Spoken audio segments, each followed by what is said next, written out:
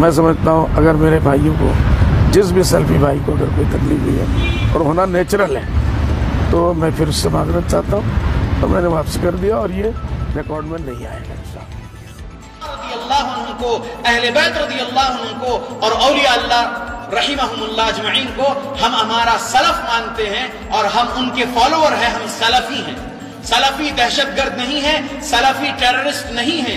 आप झूठ बोले हैं, आप इंडियन गवर्नमेंट पर भी झूठा इल्जाम लगाए हैं कि इंडियन गवर्नमेंट ने डिक्लेयर किया है कि सलफी टेररिस्ट है बोल के झूठ बोले हैं। तौबा कर लीजिए, सच्ची तौबा, और आ जाइए कुरान और हदीस के तरफ। आप क्या बीजेपी की उस मैडम को जो है कुरान हदीस के तरफ बुला रहे हैं? हम आपको भी कुरान हदीस के तरफ बुला रहे हैं। आप कुरान हदीस से बहुत दूर हैं, आपके पास कुरान हदीस का इल्म नहीं है, आप इलिटरेट मालूम होते हैं आज के आपके उस स्टेटमेंट से। हम आपको जो है कुरान हदीस समझाएंगे, पढ़ाएंगे, सिखाएंगे इंशाल्लाह।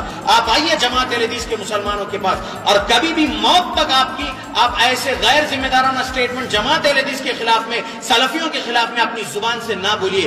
बकवास बके हैं आप, माफी मांगिए पूरे अहले हदीस अवाम से, पूरे अहले हदीस मुसलमानों से हिंदुस्तान के। आप माफी मांग लीजिए जल्द से जल्द। आप सलफी देखिए, सलफी वो लोग हैं जिनको आज आप हिंदुस्तान में गवर्नमेंट ऑफ इंडिया इनको दहशतगर्द करार दे चुकी है। हम सलफियों के साथ नहीं है, हम सलफियों के साथ, सेक्टर के साथ नहीं है, हम उनके अकीदे को नहीं मानते। आज पूरे हिंदुस्तान में जो दहशतगर्दी हो रही है वही सल्फी सेक्टर करा रहा है, प्रूफ हो रहा बार बार। उसका रेफरेंस देंगे, मैं इस हाउस में कम से कम नहीं मानूंगा। जी भाई, बिस्मिल्लाहिर्रहमानिर्रहीम।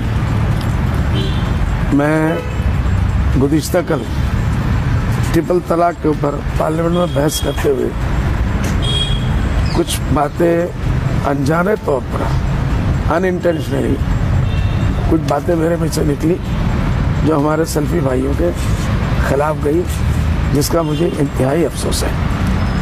और मैं शर्मिंदा हूँ कि इतने ताल्लुकात के बावजूद सल्फी भाइयों से ये बात मेरे मुंह से कैसे निकल गई। मैं घर आते ही सबसे पहले अपने लोगों से बात करके उससे मैंने रुजू किया, तहरीर तौर पर सोशल मीडिया में दिया, और हमने उसी वक्त बैठ के लोकसभा के स्पीकर मैडम को हमने ख़त लिखा कि इस चीज़ को हमारे बयान से डिलीट कर दिया जाए। सिस्टम ये है कि कोई भी मेंबर अगर बयान देता है तो दूसरे दिन उनके पास वो बयान तहरीर ही जाता है। अगर उसमें कुछ रखना है, कुछ करना है, बढ़ाना है तो वो कर सकते हैं। तो हमने बाकायदा निशानदेही करके कि इस सेंटेंस को, इन चीज़ों को बिल्कुल उससे हटा दिया जाए। फिर उसके बाद वहाँ से भी कंफर्मेशन आ गया कि इसको हटा दिया जाएगा।